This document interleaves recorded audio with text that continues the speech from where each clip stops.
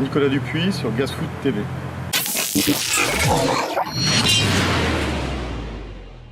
Bienvenue coach, merci d'avoir accepté cette interview. Le coach Dupuis avec les Barea, c'est 4 victoires sur 4 matchs. Dites-nous coach, qu'est-ce qui vous a poussé à accepter ce poste de sélectionneur?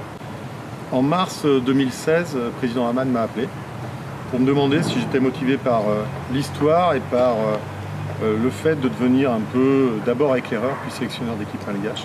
D'accord. J'ai réfléchi 2 jours et j'ai accepté. Alors 2 jours pourquoi? Parce que j'avais pas le choix. J'étais obligé en 2 jours de prendre la décision.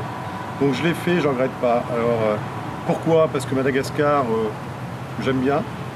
Pourquoi je suis encore là? Parce que j'ai été très très bien accueilli par les Malgaches, l'ensemble des Malgaches. Les gens là-bas et puis les joueurs qui jouent aussi en France ou en Europe. Et c'est une histoire humaine et sportive. Voilà.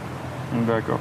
Revenons un peu sur le match Barea et Comores qui va se dérouler le 11 novembre. Comment vous sentez le début de la préparation du match Alors d'abord, je dois remercier la Fédération malgache qui a permis d'abord le match en Ouganda, match amical en Ouganda, et cette préparation, ce stage et ce match amical aussi contre les Comores. Pourquoi? Parce qu'on est en train de préparer les phases de poule de la CAN. On a cette ambition d'aller à la CAN et donc voilà. Le début du stage se passe très bien. Alors pour nous c'était important et là c'est un petit clin d'œil aux locaux, sans les oublier, c'était important de réunir tous les joueurs pros qui peuvent jouer en Europe ou en Afrique. Et c'est une grande première je crois sur les 20 dernières années que de pouvoir accueillir et rassembler autant de talents. Je parlais des locaux, je ne les oublie pas parce qu'ils n'ont pas pu venir avec nous et ils ont toute leur place avec nous, en tout cas dans mon cœur et dans l'équipe. Donc voilà, alors le début du stage se passe bien, il faut du temps parce que tout le monde ne se connaît pas, parfois il y a des joueurs qui font leur première sélection, d'autres sont très anciens. Je remarque que les très anciens accueillent bien les nouveaux et que les nouveaux font vraiment le nécessaire pour bien se faire accueillir. Donc ça sent bon cette sélection.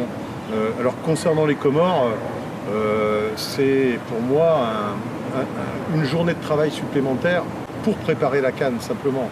Quel que soit le résultat des Comores, on aura travaillé une semaine entière à bien se préparer et les échéances plus importantes et décisives seront en mars contre le Sénégal, septembre contre la Guinée équatoriale, octobre contre le Soudan et en fin novembre contre le Sénégal à nouveau.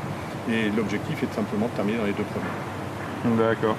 Vous êtes une personne qu'on peut qualifier de visionnaire, efficace, mais surtout ambitieux. Donc une question, les Barea en Coupe du Monde, est-ce possible?